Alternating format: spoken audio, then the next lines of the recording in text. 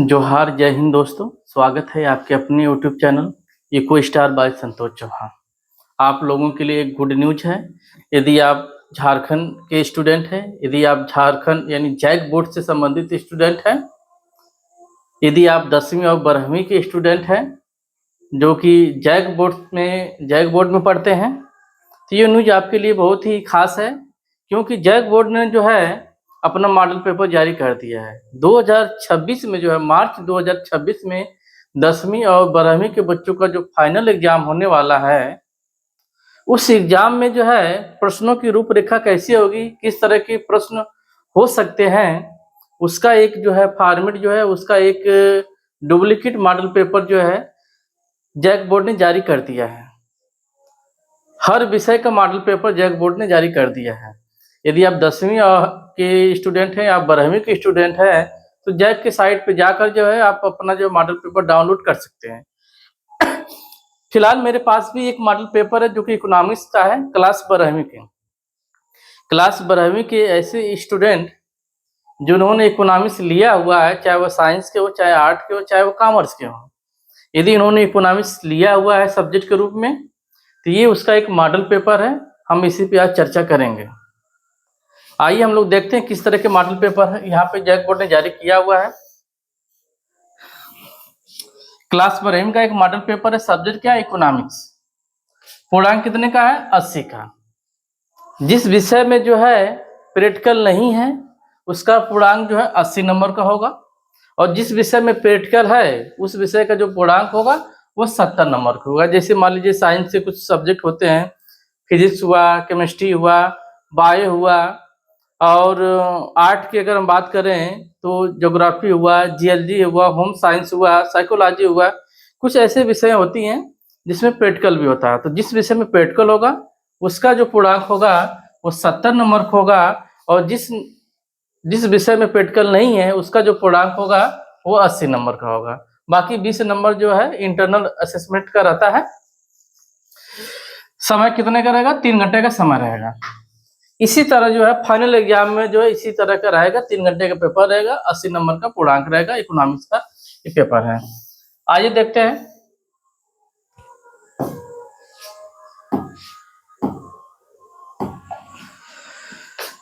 इस प्रश्न पत्र में 4 खंड ए, बी, सी एवं डी है। कुल प्रश्नों की संख्या 52 है। प्रश्नों की संख्या कुल कितनी है, 52। टोटल 52 प्रश्न रहेंगे। 4 सेक्शन में डिवाइड होंगे, ए, बी, सी, डी, इन 4 सेक्शन होंगे। सेक्शन ए, बी, सी एवं डी। खंड ए जो सेक्शन ए है, इसमें कुल 30 प्रश्न होंगे, बहुविकल्पी होंगे, ऑब्जेक्टिव प्रश्न होंगे, एमसीक्यू पे आधारित प्रश्न होंगे, और प्रत्येक प्रश्न की जो है 1 अंक रहेंगे। यानी जो है 30 प्रश्न 30 अंक, 30 प्रश्न 30 अंक, प्रत्येक प्रश्न 1 अंक का होगा। सेक्शन बी की अगर हम बात करें, जो है खंड बी की अगर हम बात करें, यहाँ पे 31 से लेकर 38 तक टोटल 8 प्रश्न होंगे। इस 8 प्रश्न में से जो 6 प्रश्नों की आंसर देने होंगे, 6 प्रश्नों की आंसर देने होंगे, और प्रत्येक प्रश्न 2 अंक होगा, यानी 6 दूनी 12 अंक, 6 दूनी 12 अंक हो जाएगा। आगे हम लोग अगर देखें,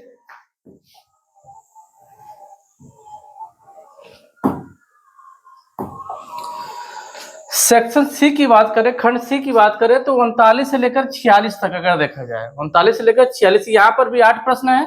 8 प्रश्न से 6 प्रश्नों के आंसर देने होंगे, और प्रत्येक प्रश्न के 3 अंक निर्धारित है। यानी यहाँ पे 6 प्रश्नों का आंसर देने, 3 अंक प्रश्न, यानी हो गया 18, यानी 18 अंक ये हो गया। सेक्शन ए से 30 नंबर, बी से 6 दूनी 12 अंक, और सी से 18। अब बचा है डी। डी से भी देख लेते हैं।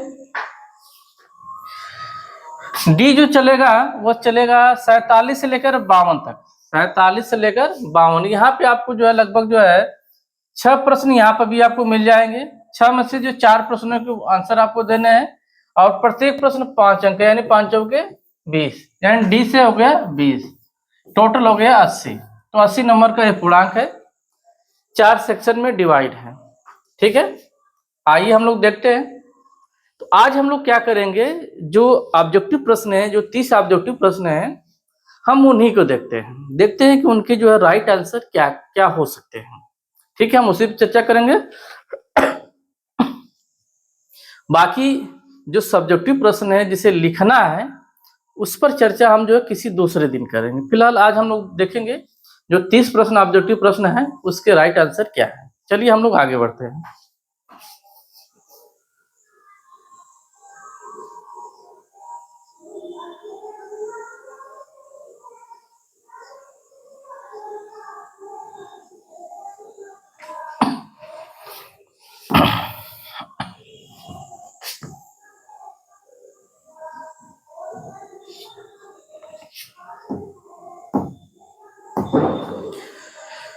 पहला प्रश्न हम लोग देखते हैं। पहला प्रश्न, उत्पादन संभावना वक्र की ढलान क्या है? उत्पादन संभावना वक्र जिसको हम बोलते हैं पीपीसी वक्र बोलते हैं, प्रोडक्शन पॉसिबिलिटी कर्व बोलते हैं। उत्पादन संभावना वक्र जो कि कुछ इस तरह से होता है, सामान्यतः कुछ वो इस तरह से होता है पीपीसी। मूल बिंदु से ये क्या होता है, नतोदर होता है, ये कॉन्केव होता है। ठीक है, अगर देख रहे हैं तो अगर हम इसकी ढाल की बात करें तो ये बाएं से दाएं नीचे की तरफ इसकी ढाल गिर रही है। हालांकि अगर देखें तो ऊपर से नीचे भी गिर रहा है। यहाँ विकल्प में अगर देखें बाएं से दाएं, ऊपर से नीचे दोनों दिया हुआ है। दाएं से बाएं ये तो गलत है, इनमें से कोई नहीं, ये भी गलत है। अब हमको ये दो में देखना है, बाएं से दाएं, ऊपर से नीचे। तो ये जो ढाल है हम देख रहे हैं कि बाएं से दाएं नीचे की तरफ गिर रही है, ऊपर से नीचे भी गिर रही है। तो दोनों में से अगर हम राइट अगर हमको करना हो तो हम इसको करेंगे बाएं से दाएं।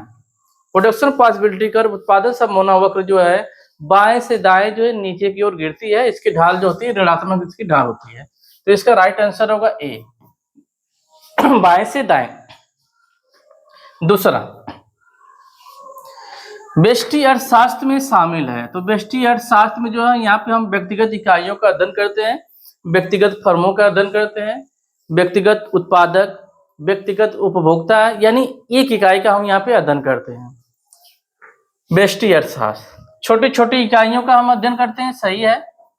व्यक्तिगत इकाई का अध्ययन करते हैं, व्यक्तिगत मूल्य निर्धारण का करते हैं, यानी यहाँ पे हम जो है व्यक्तिगत चीजों का अध्ययन करते हैं, कीमत का अध्ययन करते हैं। तो इसका राइट आंसर होगा इनमें से सभी। ये दो प्रश्न हो गए। अगला प्रश्न लोग देखते हैं।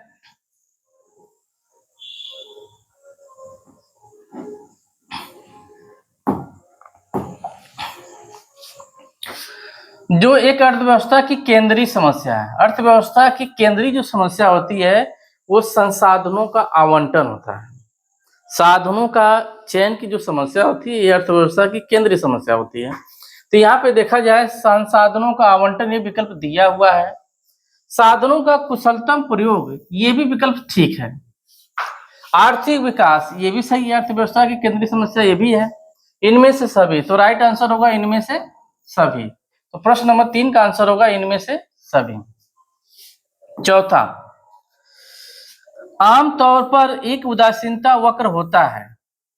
Generally an indifference curve is, जो इंडिफरेंस कर्व होता है, जो ऐसी वक्र होता है जो जिसे हम तटस्थता वक्र भी कहते हैं, ये जो है मूल बिंदु के प्रति जो है, मूल बिंदु के प्रति ये उन्नतोदर होता है। ये मान लीजिए हमारा जो है मूल बिंदु है, ये एक्स है, ये वाई एक्स है।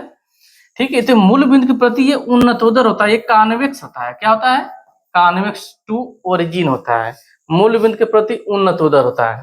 तो यहाँ पे देखा जाए मूल बिंदु की ओर उत्तल, उत्तल को ही जो उन्नतोदर या कॉन्वेक्स बोलते हैं।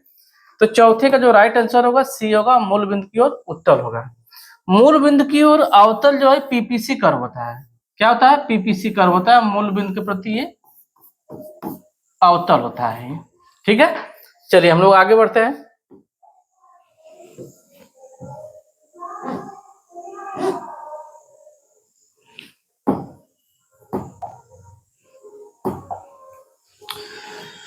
पांचवा प्रश्न है, आमतौर पर एक मांग वक्र की ढलान है, लिखा है generally the slope of demand curve. तो जो हमारा मांग वक्र होता है, जो हमारी डिमांड कर्व होती है, ये बाएं से दाएं नीचे की तरफ गिरती है। तो बाएं से दाएं नीचे की तरफ गिरती हुई जितनी भी वक्रें होंगी, सारी वक्रों का जो ढाल होगा वो निगेटिव होता है। वही जो है बाएं से दाएं अगर ऊपर की जितने चढ़ेंगे वक्र, जो वक्र बाएं से दाएं ऊपर की तरफ जाएगा उसकी ढाल धनात्मक होती है, और बाएं से दाएं जो नीचे की तरफ गिरती है उसकी ढाल ऋणात्मक होती है। तो ये हमारा डिमांड लाइन है या डिमांड कर्व है। तो डिमांड कर्व की जो ढाल होगी, जो स्लोप होगी, वो ऋणात्मक होगी। तो पांचवे का जो राइट आंसर होगा निगेटिव होगा। क्या होगा? ऋणात्मक होगा, ऋणात्मक। चलिए आगे देखते हैं हम लोग।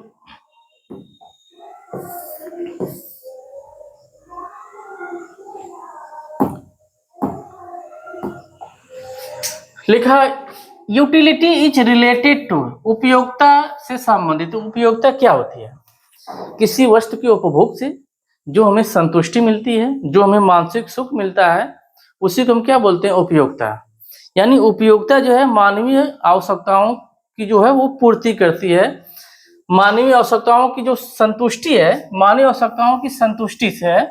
इसका मतलब किसी वस्तु के उपभोग से जो हमें संतुष्टि मिलती है उसी को बोलते हैं उपयोगिता, यूटिलिटी बोलते हैं। ठीक है, सेटिस्फैक्शन ऑफ ह्यूमन वांट्स। ठीक है, तो जो छठे का जो आंसर होगा वो सी होगा। चलिए सातवां हम देखते हैं, आवश्यक वस्तुओं की मांग की लोच। तो आवश्यक वस्तुओं की मांग की लोच याद रखिएगा, आवश्यक वस्तुओं की मांग की लोच इकाई से कम होती है। क्या होती है? इकाई से कम होती है। यानी जो है मांग की जो लोच होगी आवश्यक वस्तुओं की, वो इकाई से कम होगी। याद रखिएगा, क्वेश्चन नंबर 7 का आंसर होगा डी, इकाई से कम होती है। आगे हम लोग देखते हैं,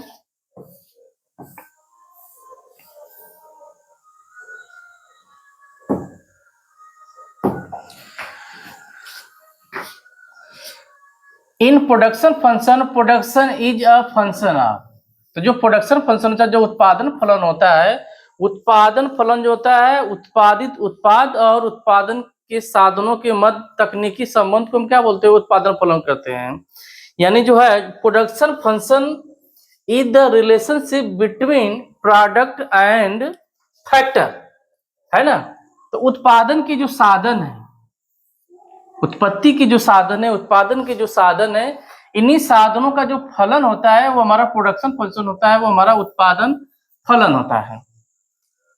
हम उत्पादन के साधनों को बढ़ाएंगे तो हमारा उत्पादन भी बढ़ेगा, उत्पादन के साधनों को कम कर देंगे तो उत्पादन भी घट जाएगा। तो कहीं ना कहीं जो हमारा जो उत्पादन है, ये उत्पादन के साधनों का ये फलन होता है, प्रोडक्शन फंक्शन जो होता है। चलिए आगे हम लोग देखते हैं, 8वें का हो गया, बी हो गया। 9वां देखते हैं, Which of the following is included in money cost?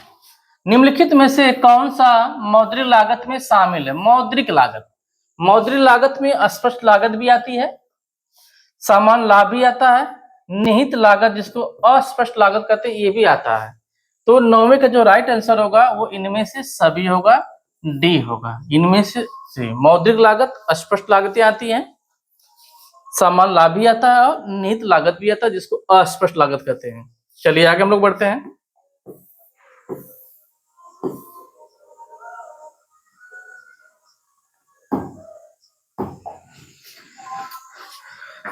Which of the following is not fixed cost? निम्नलिखित में से कौन सा स्थिर लागत नहीं है? स्थिर लागत नहीं है। स्थिर लागत ऐसी लागत होती है जो हमेशा स्थिर ही रहती है। उत्पादन में चाहे जितनी वृद्धि हो जाए, जैसे जैसे उत्पादन बढ़ता है उसके बावजूद भी जो है स्थिर लागत क्या होती है? वो स्थिर कांस्टेंट बनी रहती है। यानी स्थिर लागत पर जो है उत्पादन के बढ़ने या घटने का कोई फर्क नहीं पड़ता, ये हमेशा स्थिर बनी रहती है। तो निम्न कौन सी स्थिर लागत है? TFC कौन? टोटल फिक्स्ड का स्थिर लागत। बीमा प्रीमियम, बीमा अगर आप कोई प्रीमियम लेते हैं तो आप हर महीने जो है उसकी जो EMI आती है आप चुकाते रहते हैं। अगर आपने जो बीमा जो है 2000 रुपये महीने के लिया है तो हर महीने आप 2000 रुपये चुकाते रहते, यानी हर महीने 2000 का बिल आता है, प्रीमियम आपका आता है। तो ये जो है बीमा प्रीमियम भी क्या है? स्थिर लागत है। ब्याज, बैंकों के द्वारा जो दिया जाता है, जो ब्याज जो दिया जाता है, जो ब्याज हम लोग देते हैं उसकी भी अपनी एक दर होती है जो कि फिक्स होती है ना। तो ब्याज भी क्या है? स्थिर लागत है। कारखाने का किराया, कंपनी का किराया, कारखाने का किराया, रूम रेंट जो है मकान किराया, ये भी जो स्थिर लागत में आते हैं, क्योंकि किराया भी क्या है, एक काफी लंबे समय तक ये भी स्थिर बना रहता है। इस महीने अगर 5,000 किराया है तो अगले महीने भी किराया क्या रहता है, 5,000 रहता है। तो बीमा प्रीमियम, ब्याज और कारखाने का किराया ये स्थिर है। पूछा कि स्थिर लागत नहीं है, कच्चे माल की लागत, कच्चे माल की लागत ये स्थिर नहीं रहती है। कभी कभी जो है कच्चा माल हम कम मंगा लेते हैं, कभी अधिक मंगा लेते हैं, कभी कच्चे माल की कीमतें बढ़ जाती हैं, कभी घट जाती हैं।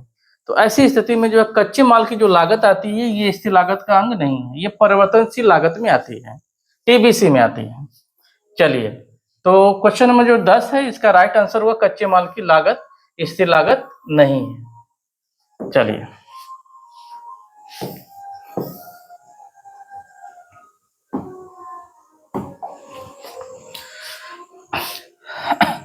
यदि अन्य बातें समान है तो किसी वस्तु की कीमत में 5% की वृद्धि के कारण उस वस्तु की मात्रा में 6% पूर्ति की गई हो तो पूर्ति की कीमत लोच का मूल्य क्या होगा? पूर्ति की कीमत लोच का मूल्य क्या होगा? हमें पूर्ति की कीमत मूल्य लोच का पता करना है ना, हमें लगाना है जो पूर्ति की लोच ज्ञात करनी है।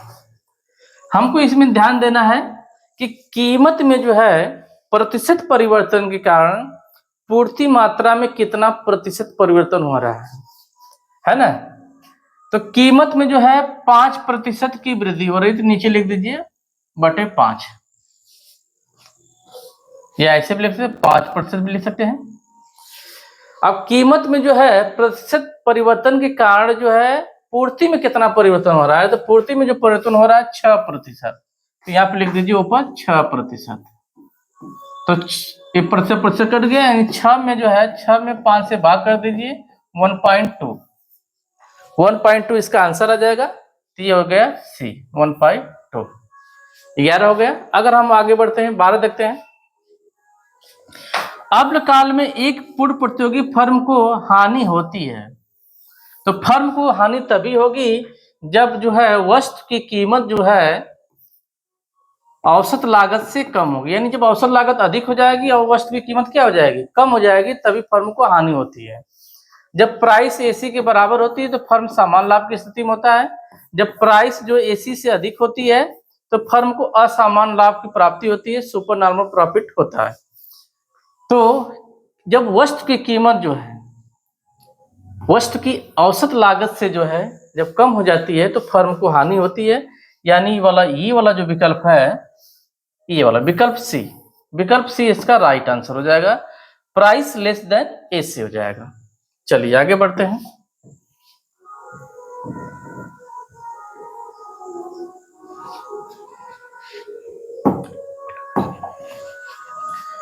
तेरह देखते हैं। यदि बाजार की मांग और एक अच्छी की बाजार की पूर्ति क्रमशः डी और एस है तो बाजार संतुलन को निम्नलिखित में से किस स्थिति में दिखाया जाता है? तो बाजार संतुलन तभी होता है जब वस्तु की मांग और वस्तु की पूर्ति बराबर हो जाती है, जब डिमांड और सप्लाई बराबर होता है, यानी जब डी और एस बराबर हो जाता है ना। तो डी और एस बराबर होता है। तो अगर हम विकल्प इसको देखें, डी बराबर एस, तो डी बराबर एस, ये विकल्प हमारा सही है, विकल्प ए। लेकिन अगर हम बात करें विकल्प, अगर बी की बात करें, विकल्प बी की बात करें, तो यहाँ देखिए विकल्प बी देखिएगा, अगर जो है जो विकल्प ए दिया है डी बराबर एस, अगर जो है अगर हम क्या करें यस को जो लेफ्ट साइड लाए तो हो जाएगा हमारा डी माइनस यस, इधर क्या बचेगा, 0 बचेगा। तो ये भी विकल्प ठीक है, ये भी विकल्प क्या है, सही है। अब आते हैं विकल्प सी पे आते हैं, विकल्प सी पे आते हैं। यहाँ पर अगर देखा जाए डी बराबर एस, हम तो इसको जो है इंटू 1 लिख सकते हैं, इंटू 1 लिख सकते हैं। यस का 1 में गुणा है, यस इधर लेफ्ट साइड आएगा तो भाग्य हो जाएगा, यानी डी अपॉन एस हो जाएगा, डी अपॉन एस, इधर क्या बचेगा, 1 बचेगा। तो ये भी विकल्प सही है। तो विकल्प ये भी सही है, ये भी सही है, और डी अपॉन एस ये भी सही है, यानी 13 का जो राइट आंसर होगा इनमें से सभी, यानी डी होगा, इनमें से सभी। 14 देखते हैं। पूर्ति की अधिकता की स्थिति में एक वस्तु की कीमत की प्रवृत्ति है, पूर्ति अधिक हो गई तो वस्तु की कीमत क्या हो जाएगी, कम हो जाएगी। अगर हम इसको चित्र के द्वारा अगर समझे, हम अभी आपको बता रहे हैं, चित्र के माध्यम से भी समझा रहे हैं।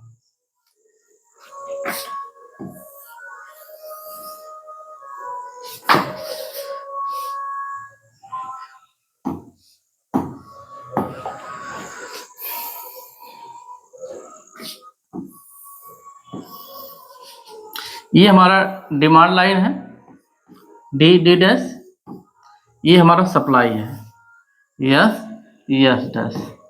तो डिमांड और सप्लाई जिस बिंदु पे एक दूसरे के काटते हैं उसी जगह जो है वस्तु की कीमत का निर्धारण होता है। यानी इस बिंदु पे काट रहे हैं तो यहाँ पे प्राइस का निर्धारण हो जाएगा। प्राइस हमारी यहाँ पे कितनी है, मान लेते पी प्राइस है। तो ई बिंदु पे जो है डी और एस डिमांड और सप्लाई बराबर हो गए। अब ये कह रहा है पूर्ति की अधिकता, जब सप्लाई अधिक होती है तो ये जो हमारा सप्लाई कर्व है, जो पूर्ति कर्व है, जो पूर्ति रेखा है, ये दाहिनी तरफ शिफ्ट हो जाती है। किधर, दाहिनी तरफ शिफ्ट हो जाती है। यानी जो हमको यहाँ पे जो है थोड़ा सा अगर हम कलर चेंज कर लेते हैं तो ये रेखा दाहिनी तरफ शिफ्ट हो जाएगी, इस तरह शिफ्ट हो जाएगी जब पूर्ति अधिक होगी।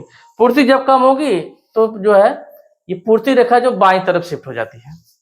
अब हम देख रहे हैं कि जब पूर्ति हमारी अधिक हुई है तो पूर्ति रेखा दाहिनी तरफ शिफ्ट हुई है। अब ये क्या करे, डिमांड लाइन को यहाँ पे काट रही है, यहाँ पे इसको मान लेते हैं इक्विवेलेंट यहाँ पे है। जब यहाँ पे काटेंगे तो यहाँ पे भी डिमांड बराबर सप्लाई बराबर हो जाएगा। और ऐसी स्थिति में कीमत देखें तो कीमत पहले से क्या हो जाएगी, कम हो जाएगी। यहाँ पे अगर हम संतुलन की बात करें ई डैश पे तो कीमत क्या हो जा रही है, कम हो जा रही है। तो यहाँ पे जो राइट आंसर होगा कि जब पूर्ति अधिक होगी तो कीमत क्या होगी, कीमत में कमी होगी। राइट आंसर इसका बी होगा। ठीक है, चलिए हम देखते हैं 15।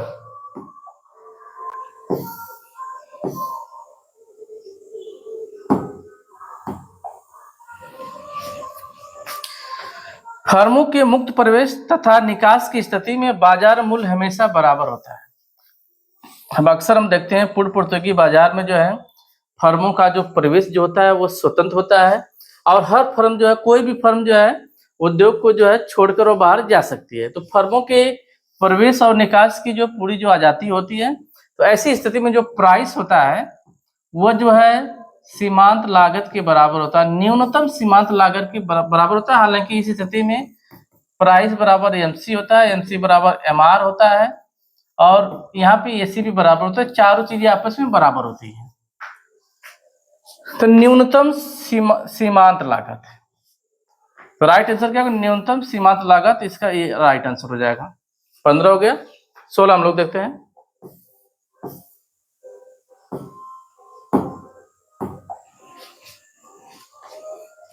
देखते हैं। निम्नलिखित चित्र प्रदर्शित करता है, यहाँ पे देख रहे हैं प्राइस है और इधर हमको जो है क्वांटिटी ऑफ डिमांड है, मांग की मात्रा है।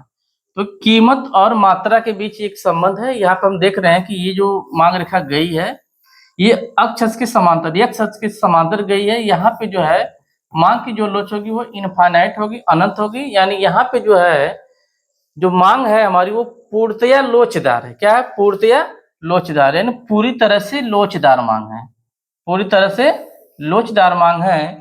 परफेक्टली इलास्टिक डिमांड है। हालांकि पूरी तरह से लोचदार मांग इधर भी लिखा हुआ है।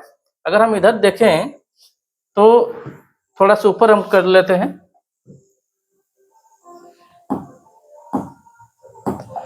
यहाँ पे देखिएगा पूरी तरह से लोचदार मांग इधर भी लिखा है और पूरी तरह से लोचदार मांग इधर भी लिखा हुआ है, दोनों तरफ लिखा हुआ है। तो ये जो है मिस्टेक है, टाइपिंग मिस्टेक है। यहाँ पे जो है पूरी तरह से बेलोचदार मांग लिखना चाहिए था और यहाँ पे पूरी तरह से लोचदार मांग ठीक है। तो यहाँ पे सी और बी दोनों विकल्प तो सही है, क्योंकि यहाँ पे पूरी तरह से लोचदार मांग, यहाँ से भी पूरी तरह से लोचदार मांग। तो खैर यहाँ पे आंसर जो बी को आंसर माना हुआ, लेकिन यहाँ पे टाइपिंग मिस्टेक है। यहाँ पे लोचदार नहीं होना चाहिए, बेलोचदार होना चाहिए।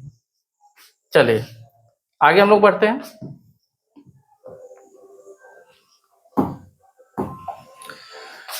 एकाधिकार में फर्मों की संख्या कितनी होती है? एकाधिकार यानी एक फर्म का अधिकार। एकाधिकार बाजार में फर्मों की संख्या एक होती है। स्थिर पूंजी की उपभोग को क्या कहते हैं? स्थिर पूंजी जो मशीन होती है, जो हमारी जमीन होती है, तो मशीन, जमीन और जो पूंजी होती है ये स्थिर पूंजी में आती है ना। तो स्थिर पूंजी के उपभोग को क्या बोलते हैं? मूल्यह्रास बोलते हैं। उत्पादन प्रक्रिया के दौरान जो है मशीनों में जो है टूट फूट होती रहती है, उस पर जो खर्चे आते हैं उसी को बोलते हैं मूल्यह्रास। तो स्थिर पूंजी का जब हम उपभोग करते हैं उसी को बोलते हैं मूल्यह्रास। जैसे हमारा डिजिटल बोर्ड है, हमने यहाँ पे इसका सेटअप लगा दिया है, तो ये जो डिजिटल बोर्ड है इसमें हमने जितना पैसा लगा दिया ये स्थिर पूंजी का एक उदाहरण है। तो अब हम इसको लगातार यूज कर रहे हैं, तो ऐसी स्थिति में इसमें जो भी खराबी आएगी, जो भी टूट फूट आएगा, हमें इस पर भी कुछ खर्चे उठाने पड़ेंगे और इसे हम जब भी बेचेंगे जो है ऑलरेडी इसका हमको मूल्य कम मिलेगा, है ना, क्योंकि अभी सेकेंड माल हो जाएगा। तो ये जो डिजिटल बोर्ड होते हैं, जो हमारे टीवी होते हैं, जो कूलर, जो फ्रिज, जो हमारे जो ट्रैक्टर होते हैं, ये सब क्या है, स्थिर पूंजी है जिसमें हम पैसा एक बार निवेश करते हैं, पैसा एक बार हम खर्च कर देते हैं। चलिए 18 हो गया।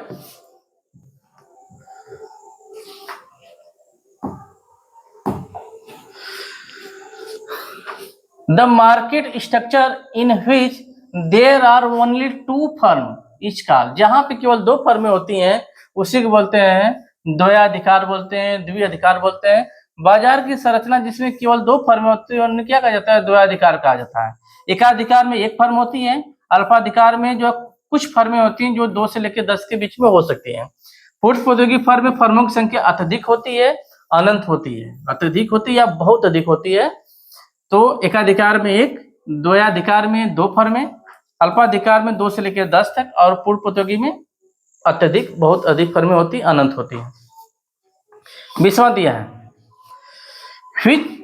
which one is include in secondary sector, द्वितीय क्षेत्र में कौन सा शामिल है। तो द्वितीय क्षेत्र में जो है विनिर्माण आता है, निर्माण आता है। द्वितीय क्षेत्र जो कि प्राथमिक क्षेत्र से जो है वो निर्मित, जो प्राथमिक क्षेत्र की जो वस्तुएं होती हैं उसकी सहायता से वह दूसरी प्रकार की वस्तुएं बनती हैं यहाँ पे, ठीक है। द्वितीय क्षेत्र में विनिर्माण आएगा। बाकी बैंकिंग, बीमा, व्यापारी तृतीय से सेवा क्षेत्र का पार्ट है। चलिए आगे देखते हैं।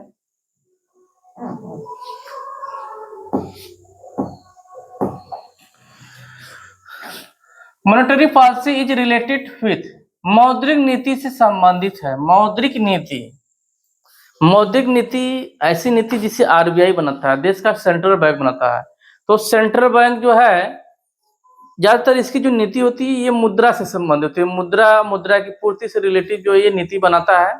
जैसे हमारे जो CRR होते हैं, जो SLR होते हैं, जो बैंक रेट होता है, जो रेपो रेट होता है, जो रिवर्स रेपो रेट होता है, जो बैंक की और जो दूसरी क्रिया, जो आरबीआई की और जो दूसरी क्रियाएं होती हैं जिसे हम बोलते हैं खुली बाजार की क्रियाएं, खुली बाजार परिचालन। तो ये जो है खुला बाजार परिचालन जो है ये मौद्रिक नीति का पार्ट है। बाकी जो टैक्स होता है, टैक्स जो है सरकारें लगाती हैं, चाहे डायरेक्ट टैक्स हो चाहे इनडायरेक्ट टैक्स हो, चाहे आपका GST हो। सरकारी व्यय सरकार करता है। लोक ऋण, जो सार्वजनिक जो ऋण होता है सरकारें लेती हैं। तो कर, सरकारी व्यय और लोक ऋण ये जो है सार्वजनिक नीति का पार्ट है। आपको आगे मिलेगा कि एक मिलेगा आपको मौद्रिक नीति मिलेगा और एक आपको मिलेगा सार्वजनिक नीति भी आपको मिलेगा। तो मौद्रिक नीति आरबीआई बनाता है और जो सार्वजनिक जो नीतियां हैं वो सरकार बनाती है। तो राइट आंसर होगा ये। बाज देखते हैं। केनेशियन गुणक के बीच संबंध स्थापित करता है। जो केनेशियन गुणक है जो है ये हमारा जो गुणक होता है ये होता है निवेश में परिवर्तन के कारण आय में होने वाला परिवर्तन होता है, जिसको हम बोलते हैं गुणक, बोलते हैं केनेशियन गुणक बोलते हैं। तो निवेश और आय, तो यहाँ पे देखा जाए निवेश और आय, तो 22 का ए आंसर हो जाएगा। आगे देखते हैं।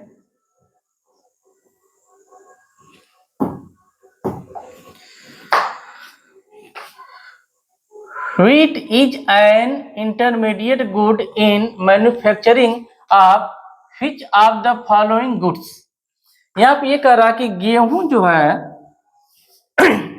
निम्नलिखित में से किस सामान के निर्माण में एक मध्यवर्ती वस्तु है। गेहूं से जो है, गेहूं से आटा बनता है, आटे से जो है, आटे से रोटी भी बनती, चपाती भी बनती, आटे से बिस्किट भी बनता है, ब्रेड भी बनता है ना। तो जो मध्यवर्ती वस्तुएं होती हैं, मध्यवर्ती वस्तुओं के मूल्य में वृद्धि की संभावना रहती है। मध्यवर्ती वस्तुएं जो होती हैं उत्पादन की सीमा रेखा के अंदर होती हैं, यानी इनसे अभी दूसरी वस्तुएं बनाई जा सकती हैं। तो गेहूं से चपाती भी बन सकती है, बिस्किट भी बन सकता है और ब्रेड भी बन सकता है। तो गेहूं जो है इन तीनों वस्तुओं के लिए जो है मध्यवर्ती वस्तु का काम करता है। यहाँ पे चपाती, ब्रेड और बिस्किट ये तीनों अंतिम वस्तुएं हैं। तो यहाँ पर राइट आंसर होगा इनमें से सभी। गेहूं निम्नलिखित से किस सामान के निर्माण में एक मध्यवर्ती वस्तु है। तो गेहूं से ये तीनों आइटम बन सकते हैं। चलिए 24।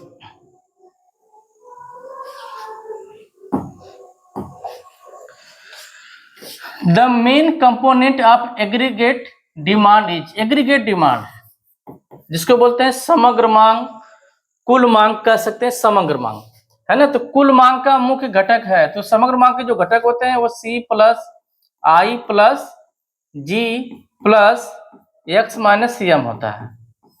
C फॉर उपभोग, तो यहाँ पे व्यक्तिगत उपभोग दिया है। I फॉर जो है निवेश, तो यहाँ पे निवेश भी दिया है। G फॉर जो सरकारी व्यय या सरकारी उपभोग, ये भी दिया हुआ है, सार्वजनिक उपभोग, ठीक है।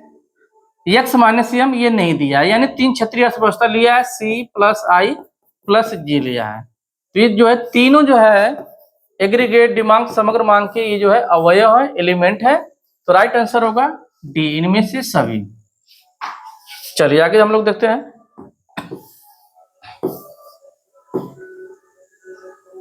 बहुत ही अच्छी सवाल यहाँ पे दिया हुआ है।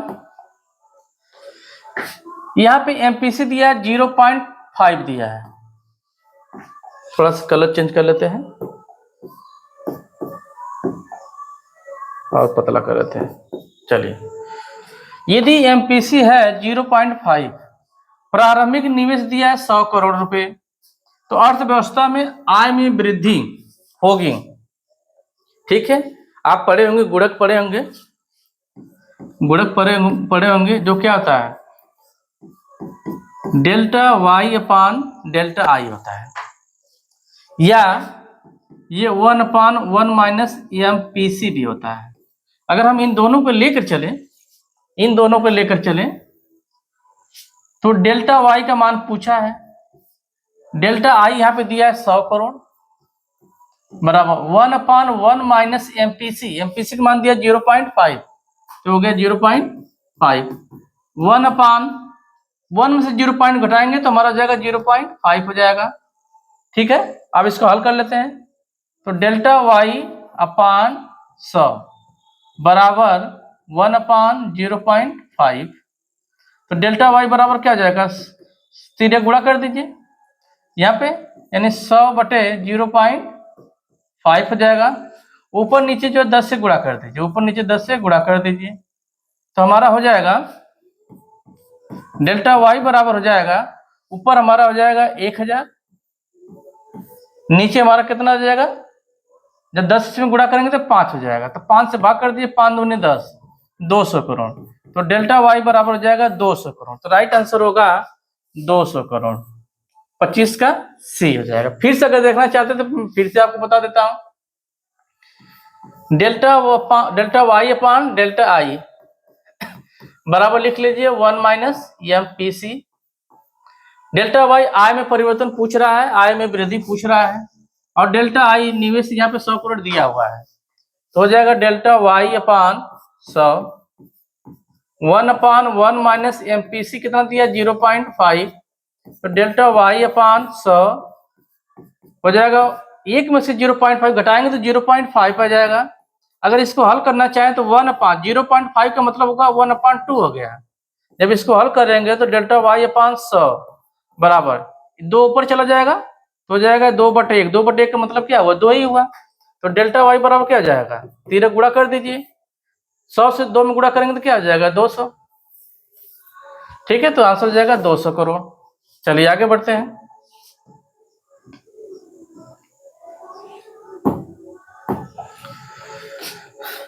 कमी की मांग के लिए कौन सा सही उपाय है। यहाँ पे थोड़ा सा टाइपिंग में बहुत सारा मिस्टेक है। मांग में कमी, इसको हम समझेंगे मांग में कमी। मांग में कमी के लिए कौन सा सही उपाय है। अगर अर्थव्यवस्था में मांग की कमी हो गई है तो ऐसी स्थिति में कौन सा उपाय सही है, राजकोषीय उपाय, राजकोषीय नीति जो कि सरकार द्वारा बनाई जाती है, सरकार द्वारा जो टैक्स लिया जाता है, सरकार द्वारा जो भी सार्वजनिक व्यय किया जाता है, या सरकार की जो सार्वजनिक आय होती है, या जो सरकार सार्वजनिक जो ऋण लेता है, ये सारी नीतियां जो होती हैं राजकोषीय नीति का पार्ट होती हैं। मौद्रिक नीति जो RBI बनाता है जो कि मुद्रा की पूर्ति से संबंधित होती हैं। तो मांग में अगर कमी है तो इसकी जो मांग में अगर कमी को दूर करना है तो हमारे पास उपाय क्या है, तो हमारे पास 2 उपाय हैं। राजकोषीय उपाय भी और मौद्रिक उपाय दोनों है। देश का केंद्रीय बैंक भी प्रयास करता है कि अर्थव्यवस्था में जो मांग की कमी है, जो मंदी का जो दौर है, इसको जो उबारा जाए। तो इसके लिए जो है सरकार इसके लिए जो आरबीआई क्या करती है, अपने मौद्रिक नीतियों में परिवर्तन करती है।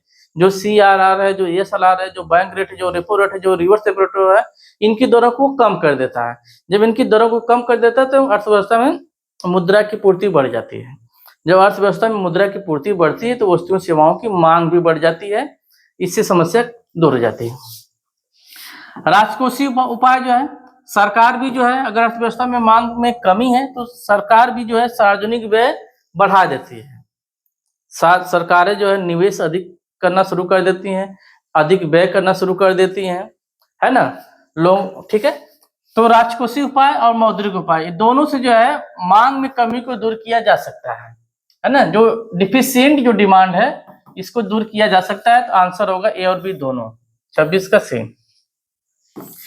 27, निम्नलिखित में से कौन सा बजट विकासशील अर्थव्यवस्थाओं के लिए सबसे उपयुक्त है।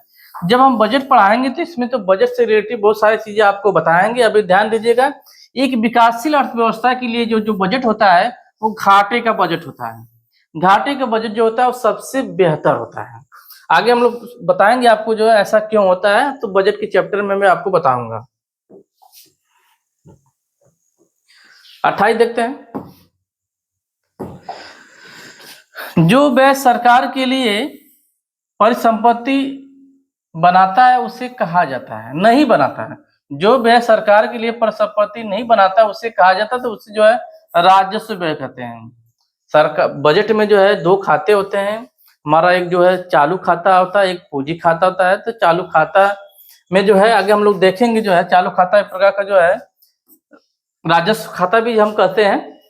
तो यहाँ पे ध्यान देंगे हम जो है राजस्व व्यय और पूंजीगत व्यय। तो पूंजीगत व्यय जो होता है इससे जो है सरकार की परिसंपत्तियां में जो है परिवर्तन होता है ना, परिसंपत्तियां बनती हैं। तो यहाँ पे ध्यान परिसंपत्ति नहीं बनाता है तो राजस्व व्यय से जो है परिसंपत्तियों पे कोई फर्क नहीं पड़ता है। आगे हम बताएंगे आपको कि राजस्व व्यय क्या होता है, पूंजीगत व्यय क्या होता है। लेकिन अभी ध्यान दीजिएगा कि जो चालू खाते के अंतर्गत जो है चाहे राजस्व व्यय ही क्यों ना हो, राजस्व व्यय से जो है परिसंपत्ति का निर्माण नहीं होता है। चलिए आगे हम लोग देखते हैं।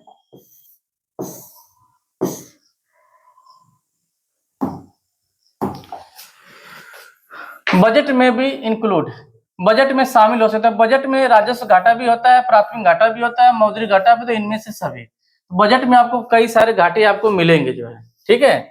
आपको जो है राजस्व घाटा भी मिलेगा, मौद्रिक घाटा भी मिलेगा, प्राथमिक घाटा भी मिलेगा और आपको राजकोषीय घाटा भी मिलेगा, और भी घाटे आपको मिलेंगे। तो इनमें से सभी इसका राइट आंसर होगा। तीसरा balance of trade. Balance of trade में जो अगर हम देखें व्यापार संतुलन, व्यापार संतुलन जो है हम लोग जो देखेंगे जब हम पढ़ेंगे बीओपी जब पढ़ेंगे तो यहाँ पे इसे समझेंगे। फिलहाल अभी देख लीजिए व्यापार संतुलन में क्या आता है, दृश्य वस्तुओं का निर्यात, दृश्य वस्तुओं का आयात को शामिल किया जाता है इसमें जो है व्यापार संतुलन में। तो राइट आंसर होगा ए हो जाएगा।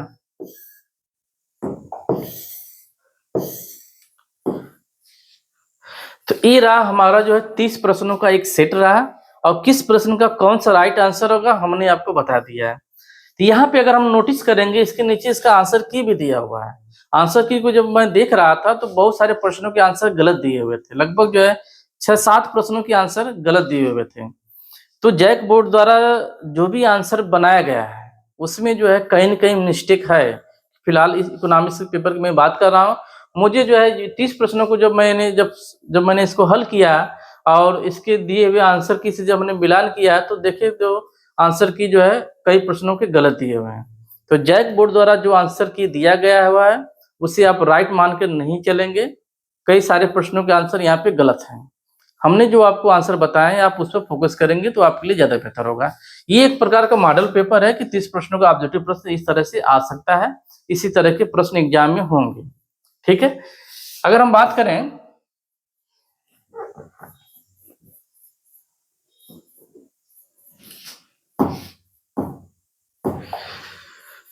जो अति लघुत्तरी प्रश्न होंगे वेरी शॉर्ट आंसर टाइप के जो प्रश्न होंगे जिसके आंसर आपको हमको क्या देना है, 150 शब्दों में देना है। कितने में देना है? 150। 150 शब्दों का मतलब हुआ कि हमको कम से कम 7-8 लाइन लिखना होगा, 8-9 लाइन लिखना होगा, इतने में आंसर देना होगा, तभी हमको जाकर 2 नंबर मिलेंगे। तो यहाँ पे मैं केवल प्रश्नों को मैं पढ़ दे रहा हूँ, आप लोग प्रश्न को लिख लीजिएगा, बाकी हर प्रश्न का राइट आंसर क्या होगा मैं इस पे जो है एक वीडियो अलग से बनाऊंगा, आपको जो है इसका नोट्स मैं आपको प्रोवाइड कर दूंगा, आप लोग देख लीजिएगा कि राइट आंसर क्या है। फिलहाल मैं प्रश्न पढ़ दे रहा हूँ। अस्थापन वस्तुओं और पूरक वस्तुओं में क्या अंतर है? 32 अगर देखा जाए, मांग के नियम के क्या अपवाद है? 33 है पूर्ति के लोच से आपका क्या मतलब है? 34 है व्यष्टि अर्थशास्त्र और समष्टि अर्थशास्त्र के बीच में क्या अंतर है? 35 है मुद्रा का कार्य क्या है?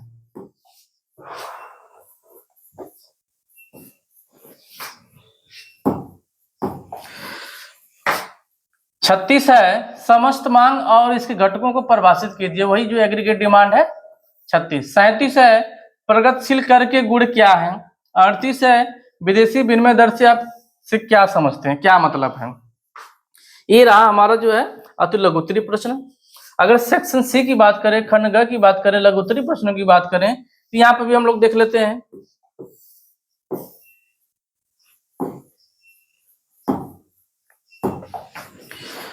उनतालीस प्रश्न जो है ये 3 नंबर का एक प्रश्न है, एक सवाल यहाँ पे दे दिया है। जब किसी वस्तु की कीमत 8 रुपये प्रति इकाई है तब उसकी मांग मात्रा 500 इकाइयां हैं। जब इसके मूल्य में 6 रुपये तक कमी आती है तब इसकी मांग 600 इकाइयां तक बढ़ जाती है। मांग की लोच की गणना करें। इस सवाल को मैं आपको अभी बता दे रहा हूं, ठीक है, मैं बता दे रहा हूं। मांग की लोच का जो फार्मूला होता है वो होता है delta Q upon delta P into P by Q होता है। जो डेल्टा क्यू है ये मात्रा में परिवर्तन है, मात्रा जो है मतलब मांग मात्रा में परिवर्तन। तो मांग मात्रा जो 500 इकाई से बढ़कर कितनी हो गई? 600 इकाई। तो परिवर्तन कितने का हो गया? 100 का हो गया। यानी अगर डेल्टा क्यू की बात करें तो डेल्टा क्यू हो गया 600 माइनस 500, कितना आ जाएगा? 100 हो जाएगा। डेल्टा जो पी है ये कीमत में परिवर्तन है, कीमत जो है 8 रुपये से घटकर 6 हो गई है, तो डेल्टा पी निकाल लीजिए। अंतिम कीमत में से प्रारंभिक कीमत निकालेंगे, अंतिम मात्रा में से प्रारंभिक मात्रा निकालेंगे। तो 6 में से 8 घटा दीजिए, 6 में से 8 घटा देंगे तो आ जाएगा -2 आ जाएगा। तो डेल्टा क्यू का मान आ गया 100। डेल्टा पी का मान कितना है? -2 है इंटू पी। पी प्रारंभिक कीमत कितनी है? 8 है। क्यू क्या है? प्रारंभिक मांग मात्रा कितना है? 500 बटे 500, काट दीजिए 0, है ना। 2 से 8 में भाग कर देंगे, कितना आ जाएगा? Delta Q upon delta P into P by Q. 100 में से 500 घटाए, हमारा आ गया ये 100 हो गया, ठीक है। डेल्टा क्यू हो गया 100 और delta P 2। P by Q प्रारंभिक कीमत 8 है, क्यू क्या प्रारंभिक मात्रा कितना है? 500, है ना। हाँ थोड़ा सा मिस्टेक हो रहा था। ये कट गया 0 0, 2 से काट देंगे, 2 चौके 8, है ना, यानी 4/5 बचेगा। फिर से देखते हैं, थोड़ा सा जो है थोड़ा सा यहाँ पे कंफ्यूजन हुआ है, इसको क्लियर कर लेते हैं अभी। यहाँ पे डेल्टा क्यू कितना है? 100। डेल्टा पी कितना है? -2 गुणे पी का मान कितना है? 8 है और क्यू का मान कितना है? 500। यहाँ पे इसको हल कर लेते हैं। ये 0 0 कट गया, 2 से अगर भाग देंगे तो 2 चौके 8, 2 चौके 8, यानी हमारा आ जाएगा -4/5 आ जाएगा।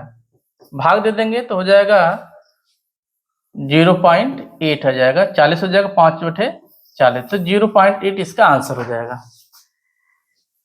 ठीक है, चलिए हम लोग आगे बढ़ते हैं।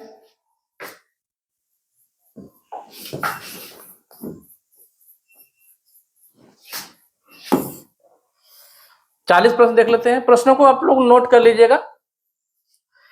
40 प्रश्न है, एकाधिकार को परिभाषित करें, एकाधिकार की किन्हीं 3 शर्तों को बताएं। 41वां है मांग वक्र की सहायता से मांग के नियम की व्याख्या करें। 42 है व्यापारिक बैंक के 2 कार्यों की व्याख्या करें। 43 है मुद्रा के कार्यों को बताएं। 44 है भुगतान शेष तथा व्यापार संतुलन में अंतर। चलिए,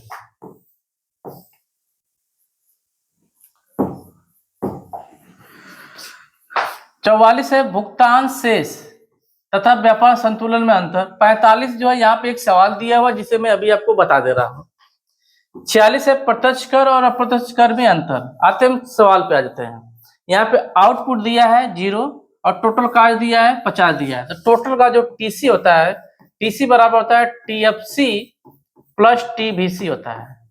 अगर यहाँ से हम टीवीसी निकालें, टीवीसी का मान निकालें तो टीवीसी बराबर हो जाएगा टीसी माइनस टीएफसी हो जाएगा। तो यहाँ पे प्रश्न पूछा है कुल स्थिर लागत टीएफसी कितना है और कुल परिवर्तनशील लागत कितना है, टीवीसी कितना है, ये प्रश्न पूछ रहा है। इस सारणी के अकॉर्डिंग पूछ रहा है। तो जो हमारा जो टीएफसी होता है, ये जो होता है ये स्थिर होता है। हमारा उत्पादन भले ही 0 हो तब भी टीएफसी धनात्मक होता है। जैसे जैसे उत्पादन बढ़ता है, इसके बढ़ने के बावजूद भी टीएफसी हमेशा स्थिर बना रहता है, धनात्मक जो रहता है। तो हम देख रहे हैं कि जब हमारा उत्पादन 0 हुआ है तो टोटल कास्ट कितनी आ रही है 50। तो 0 उत्पादन पे भी जो कास्ट आती है, यानी जब हम उत्पादन शुरू नहीं करते हैं तो वो स्थिर लागत ही होती है। यानी यहाँ पर टीएफसी कितना दिया है, यहाँ पे जो टीएफसी दिया है 50 दिया है। कितना दिया है, 50 दिया है।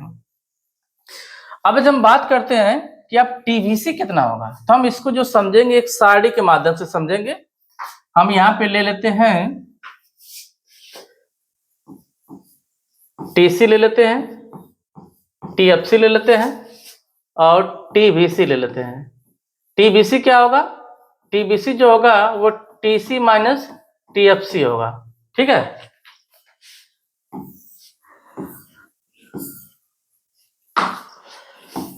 ये इकाई मान लेते हैं, प्रोडक्शन मान लेते हैं। चलिए, 0 इकाई पे टोटल कास्ट कितना हमारा है 50 है। तो टीएफसी कितना हो गया, ये भी 50 होगा। टीवीसी कितना हो जाएगा, टीवीसी जो टीसी माइनस टीएफसी, तो टीसी यहाँ पे 50 है, टीएफसी भी 50 है, यानी 50 माइनस 50 कितना हो जाएगा 0। तो टीवीसी जो है 0 इकाई पे 0 आ रहा है। अब आते हैं पहली इकाई पे। पहली इकाई पे अगर हम देखें, पहली इकाई पे तो टीसी हमारा 70 हो गया। कितना हो गया 70। और टीएफसी तो हमेशा स्थिर रहता है, तो टीवीसी कितना हो जाएगा, टीवीसी हो जाएगा टीसी माइनस टीएफसी, यानी 70 माइनस 50 कितना हो जाएगा 20 हो जाएगा। दूसरी इकाई में देखते हैं टीसी कितना है 85 है, ये हो गया 85। टीएफसी हमेशा 50 ही रहेगा, तो टीवीसी कितना हो जाएगा, टीवीसी टीसी माइनस टीएफसी, तो 85 में से जो 50 घटा देंगे कितना हो जाएगा 35 हो जाएगा। तीसरी इकाई पे देखें, तीसरी इकाई पे जो है कितना हो गया 100 हो गया, टीसी 100 हो गया और टीएफसी तो 50 ही रहेगा। टीवीसी कितना हो जाएगा, टीवीसी कितना हो जाएगा 50, 100 माइनस 50 कर देंगे तो 50 हो जाएगा। चौथा इकाई पे जो है टीसी यहाँ पे दिया 150, टीएफसी तो 50 रहेगा। 150 में से 50 घटा देंगे कितना आ जाएगा 100, तो टीवीसी हो जाएगा 100। पांचवा पे देखते हैं 195, ये हो गया 195। 195 और टीएफसी तो 50 है ना, तो 195 में से 50 घटा देंगे तो हमारा आ जाएगा 145 आ जाएगा। कितना आ जाएगा 145। ये देखते हैं छठी इकाई पे जो है, छठी इकाई पे टीसी जो है 240 है, टीएफसी तो 50 रहेगा। 240 में से 50 घटा देंगे तो आ जाएगा हमारा 190 आ जाएगा, तो टीबीसी 190 हो जाएगा। सातवीं इकाई से देखें, सातवीं इकाई पे टीसी 280 है, टीएफसी तो 50 रहेगा, तो 280 में से 50 अगर घटा देंगे तो आ जाएगा हमारा 230 आ जाएगा। तो प्रति इकाई मतलब हर इकाई पे जो है टीबीसी कितना होगा, हर इकाई का अलग अलग टीबीसी यहाँ पे निकाल के दिखा दिया गया है। तो ये पूरा मान टीबीसी का है और ये पूरा मान टीएफसी का है जो कि स्थिर है। तो इस तरह से हम सवाल को लगाकर दिखाएंगे, तभी जाकर हमको जो 4 नंबर मिलेगा। चलिए आगे हम लोग देखते हैं।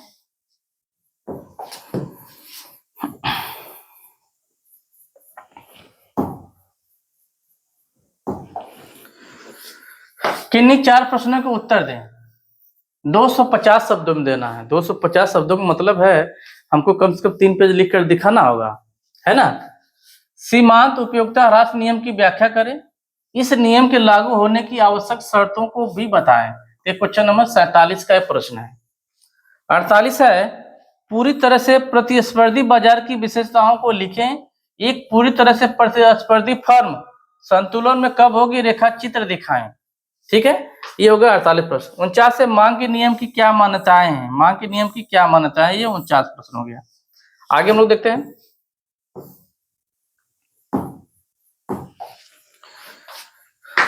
50 है, केंद्रीय बैंक को परिभाषित करें तथा इसके कार्यों की व्याख्या करें। 51 है, जीडीपी से राष्ट्रीय आय की गणना कैसे करेंगे, व्याख्या करें। 52 है, भुगतान संतुलन के असंतुलन को सही करने की विधियों की व्याख्या करें। तो ये रहा 52 प्रश्नों का एक सेट रहा। तो सब सारे प्रश्नों को आप लोग एक बार देख लीजिएगा, लिख लीजिएगा। इसी तरह के जो है प्रश्न जो है फाइनल एग्जाम में आपके आएंगे। बाकी जो ऑब्जेक्टिव जो 30 प्रश्न थे उसके आंसर हमने आपको बता दिया है, और कहीं के जो न्यूमेरिकल्स है तो उसके भी आंसर मैंने आपको बता दिया है। बाकी जो सब्जेक्टिव प्रश्न जो लिखने वाले प्रश्न है, इसके सटीक आंसर अगर आप जानना चाहते हैं तो वीडियो में आप बने रहिएगा। अगला जो भी वीडियो में डालूंगा इससे रिलेटेड जो है इस पर एक बेहतरीन जो नोट्स बना के जो है लिख के जो है आपको बता दूंगा कि किस प्रश्न को जो है कितने शब्दों में आप आंसर देंगे, और सटीक आंसर देंगे, ताकि आप एग्जाम में बहुत बेहतर तरीके से लिख सकें।